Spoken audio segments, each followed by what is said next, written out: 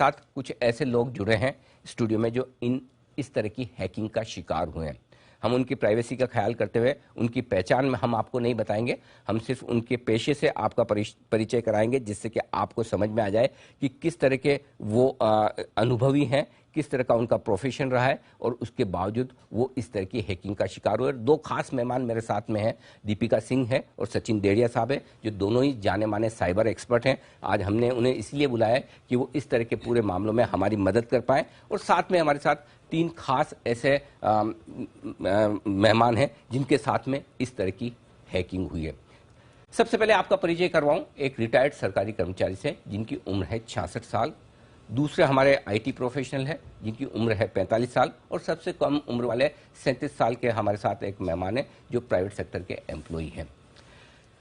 दीपिका जी से और सचिन जी से आप मिल ही चुके हैं। सबसे पहले जो हमारे रिटायर्ड सरकारी कर्मचारी रहे, सीनियर सिटीजन हैं, सरकारी विभागों में काम करने का उनका लंबा और गहरा अनुभव है और बाजार में भी लंबे समय से काम कर रहे हैं। सर, आपकी उम्र 65-66 साल है? 66। कितने साल से बाजार में? मैं कम से कम 35 से 40 साल तक ये बाजार में हूँ। बेसिकली मैं इन्वेस्टर हूँ, इसलिए मैं पहले से इन्वेस्ट करते आ रहा हूँ। अभी रिटायर होने के बाद मैं थोड़ा सा इसमें ज़्यादा इंटरेस्ट लिया क्योंकि मेरे पास पैसा फंड भी आए थे और मैं थोड़ा ट्रेडर भी बन गया था। मिस इन्वेस्टर के साथ थोड़ा बाद में ट्रेडर भी थोड़ा हुआ था, एकदम, लेकिन पूरा नहीं, फुल टाइम नहीं था। जब जब चाहिए तो मैं बेच के नया शेयर लेके, ऐसा मेरा तरीका था। तो रिटायर होने के बाद थोड़ा समय ज्यादा मिलता तो आपने सोचा कि इन्वेस्टमेंट के साथ साथ ट्रेडिंग भी की जाए। मुझे इंटरेस्ट भी था ऐसा जी, इसलिए ज्यादा ये फोकस किया उसमें। जी, 8 जून को क्या हुआ आपके अकाउंट में? एक्चुअली मैं उसका थोड़ा सा बैकग्राउंड बोलता हूँ। जैसे आपने सेकंड जो तरीका बोला था वैसा मेरे साथ हुआ है जी। मेरा ब्रोकर का व्हाट्सएप। हाँ, पहले तो ये बताइए कि वो प्रोसेस बताइए कि आपके साथ कब कब क्या क्या कैसे हुआ। एग्जैक्टली जी। मैं क्या, मेरा एक ब्रोकर का है ना व्हाट्सएप अकाउंट था। व्हाट्सएप अकाउंट से नॉर्मली कॉल नहीं आते, लेकिन उस दिन हुआ क्या, मैं 3:30-4 बजे हो गया था। उस व्हाट्सएप अकाउंट से मुझे कॉल आया और जैसा आपने बताया सेम सही तरीके से, वही तरीके से उन्होंने मुझे सब कंफर्म किया, आपका नाम ये है क्या, आपका बर्थ डेट ये है क्या, वगैरह वगैरह जी। तो मैं सब हाँ बोलते गया। तो उन्होंने बोला कि आजकल बहुत फ्रॉड, उन्हें ये भी बताया मुझे कि आजकल बहुत सब सारे फ्रॉड हो रहे हैं, तो आप जरा केवाईसी कंफर्म करेंगे क्या जी? तो बोला ठीक है कर लेंगे, क्योंकि मुझे भी वो करना जरूरी था। तो मैं उसने पूछा, बैंक अकाउंट ने डिटेल नहीं दिया मेरे को, लेकिन ये अकाउंट है कि तुम्हारा आईडी में अवेलेबल है, दूसरा तुम्हारा बर्थ डेट ये है क्या है, ईमेल आईडी है, बोला सब है। तो तुमको कुछ चेंज करना है, जैसा आपने पूछा चेंज करना है, बोला नहीं मुझे कुछ चेंज नहीं करना है, ये कंफर्म है। तो एक बोला कि मैं ठीक है ये है, तो इसके लिए कंफर्मेशन के लिए मैं ऑफिस ये क्या बोलते हैं उसको, उनका उनके अपडेट करने के लिए अपडेट करता हूँ। उसके लिए आपको एक ओटीपी आएगा, ओटीपी आने के बाद मुझे जरा दे दो और बाद में वो कंफर्म हो जाएगा। ओके। तो मैं इस बोला में आ गया, 5 मिनट के ओटीपी आया, मैं ओटीपी आया, मैं दे दिया उनको। ये 2 जून को हुआ था। 2 जून को, ओके। हाँ, ये बात सब मैं भूल गया। एग्जैक्टली 1 वीक आफ्टर दैट, मुझे 8 जून को ये मेरा अकाउंट में पूरा ट्रांजैक्शन हो गया, धड़ सब शेयर हो गया, सब जीरो हो गया मेरा अकाउंट। आपको कब और कैसे पता चला कि आपके अकाउंट से शेयर बिक गए? इसमें मेरा ब्रोकर को मैं मानता हूँ, उसने मेरे को इमीडिएटली 3:30-4 बजे 8 जून को मेरे को फोन करके पूछा कि बाबा आपने कुछ ट्रांजेक्शन किया है क्या आज? तो बोला मैं बिल्कुल कुछ किया नहीं आज।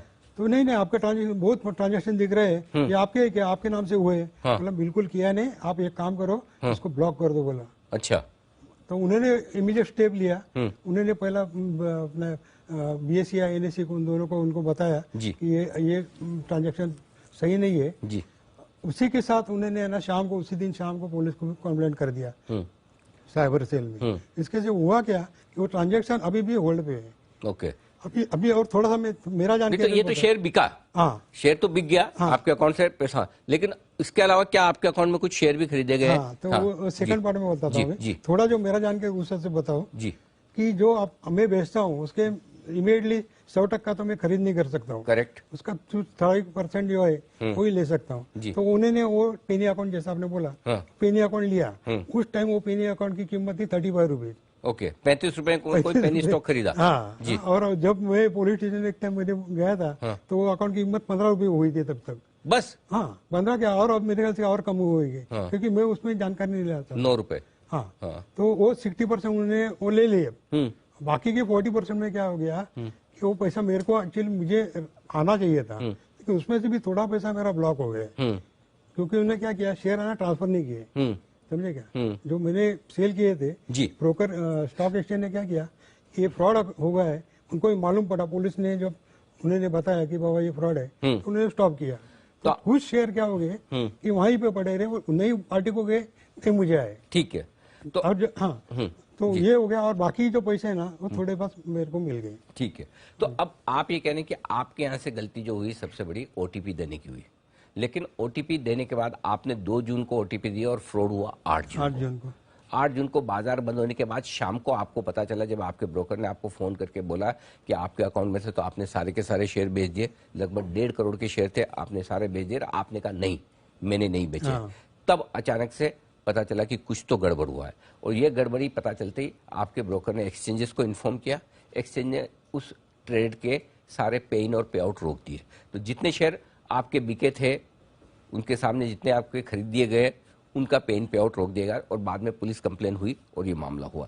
तो बेसिकली जो सबसे बड़ी गड़बड़ जो हुई या गलती आपके यहाँ से हुई, ओटीपी दे देने की हुई। सही, मैं मानता हूँ ये मेरी गलती है। हाँ, नहीं ठीक बात है, हम गलती मानेंगे तो हम गलती सुधारेंगे। तो पहली चीज ये है कि कहीं भी किसी भी लेवल पर आपको कहीं भी ये चीज ओटीपी जो है वो किसी को शेयर नहीं करनी है। तो दीपिका आप क्या कहेंगे इनके केस में? जी, एक ही बात में बता जी प्लीज। कि नॉर्मली हमारा प्रोसीजर क्या है कि 3 दिन के बाद सेटलमेंट होता है। हाँ, और दूसरा प्रोसीजर क्या है कि हमारा ब्रोकर से मुझे कंफर्मेशन कॉल आता है शाम को। ये दोनों भी मुझे नहीं मिली।